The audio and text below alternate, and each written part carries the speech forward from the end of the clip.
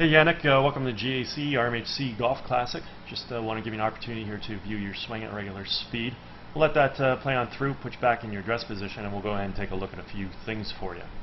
So while I've got you here in your setup, let's take a look at your posture. Your spine's nice and straight and on a slight tilt. Legs come down into a nicely unlocked position. Arms hang down nice and naturally in front of you. Club works out to the golf ball, so really nice posture here in association with good balance. Let's also go ahead and take a look at your alignment quickly here. Feet running in this direction. Carry that out towards the fairway. Theoretically, your club face is supposed to run parallel to your feet. Parallel lines on camera would have an appearance to converge. In that philosophy, we can see that you're set up right down the center of the fairway, so that is terrific.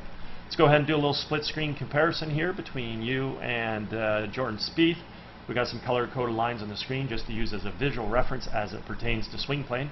We can see with Jordan, we initiate our takeaway by creating good shoulder rotation, bringing our arms and hands back as well as the golf club, and we want to see the club coming back on plane directly along the red line.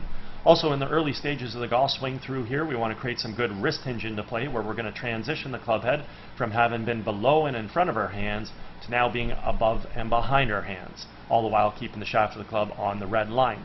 From here, we're going to work the golf club from red now up into the blue-yellow V zone. When we finally set the club at the top of the backswing, we want to have the left arm of the golf club either situated on the yellow line, anywhere in between the blue-yellow V zone, or physically up on blue, which we can see with Jordan Spieth. We also want to have full shoulder rotation, and we want to do this about a very stable right leg. Let's go ahead and watch you initiate your takeaway here. Your hands come back very, very nicely, turning your shoulders, and the golf club is camouflaged on plane just beautifully. From here, we want to see continued turn. We got to establish some good wrist hinge and let that club head now move above and behind our hands. So let's see how we do. So pretty good right there. Excellent job. Fantastic. Let's work this golf club to the top. Once we get to right about here, it looks like you start letting your arms compress to your core a little, meaning your triceps compressing to your rib cage, your right forearms compressing to your bicep. It might be causing your left arm to break down, and you start working your arms a little bit steep, compressing your arms and club crossing the line. So we can see a little bit of a breakdown at the top there. It's too bad considering how well you initiated that takeaway. So what we're trying to do is maintain arm extension, keep that right forearm away from your bicep, and also what we like to see is we like to try and get you to for sure try and shallow out your arm plane. I like to see you in a bit of a shallower position than a steeper position. It'll help you come into the ball better from on plane. As we go ahead and take a look at the left side of the screen, we simply want to take our weight from our right foot to our left, fire our knees and our hips to the target, unwind our core and fire our hands. And in doing so, we got to make sure that we're bringing the golf club from that blue-yellow V zone back down on top of red. And that's exactly what we see here with Jordan Spieth. We can see the golf club returning back to being on plane on the red line. Other thing we want to observe at this stage of the golf swing is the relationship between the lead forearm and the golf club. I refer to this as the backwards check mark, which means that the club head right now is remaining above and behind his hands coming into the hitting zone, and this is what's going to allow him to create a lot of power in his golf swing, let alone his ability to also hit the ball straight due to the fact that the club, as we've already mentioned, has returned back to plane, which is a main criteria in producing straight golf shots. Let's watch you create your transition in the ball from your steep set position here. Unfortunately, your hands come over the top, which we can see out towards blue, down blue, and then we're throwing the club away. Obviously, at this point in time, because of that over the top move, this golf club is not going to return back to being on plane. We'll go ahead and continue to track it coming in. We're going to watch it fall further out in front of you as we do right there, and then further out in front as we continue to track in closer to the ball. Very simply put, if we just go ahead and connect the dots, we can get a pretty good visual as to exactly what that descending plane looks like, how steep it was due to the fact that we're over the top, and this is now going to cause us to attack the ball from outside to inside. We can see with Jordan Spieth, his golf club returned back to plane here. That would be your frame here, and then as he comes into the ball, he comes into the ball directly from this red line. And as previously stated, this is what allows us to produce straight golf shots in accordance to our alignment, lastly assuming that the club face squares up via having a good grip. Seeing that the downswing planes are vastly different here, we can go ahead and take a look now at the pass of the club.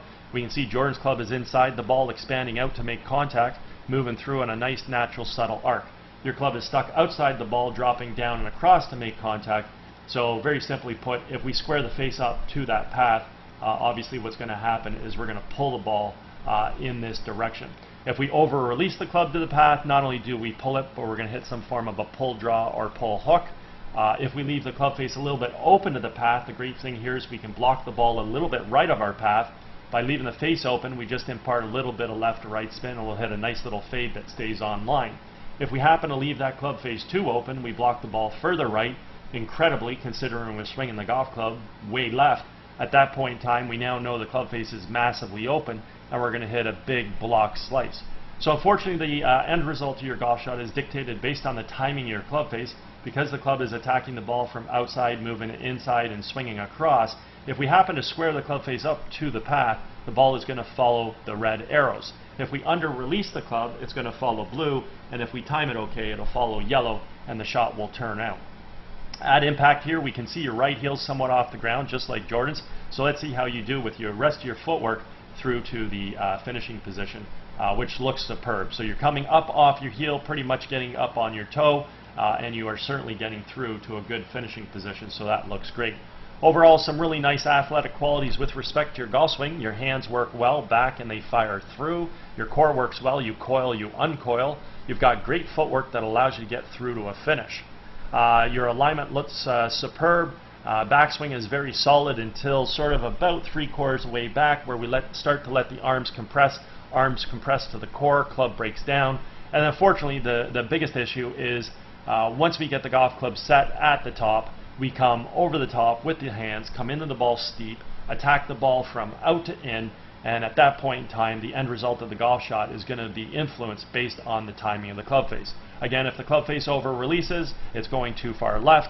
Under releases, it's going too far right. And at this point in time, what we could also see in this shot is that you ended up hitting the ball very high off the roof of the club, sort of popping it up in the air a little too much, and then again, whatever that face is going to do, imparting spin will dictate whether or not that ball moves aggressively left or right or stays on line.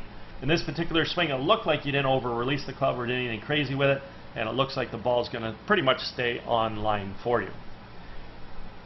Anyways, if at any point in time you ever want to fine-tune any of these aspects of your golf game, I'm located over at Glen Abbey in Oakville. I'll be happy to structure a little program for you. Also, if you're involved with any golf tournaments at all, you guys are looking for a unique gift to provide to your guests, touch base, be happy to discuss my swing analysis services. Anyways, hope you had a great day, and hope you enjoyed getting an opportunity to see your swing on video. Take care.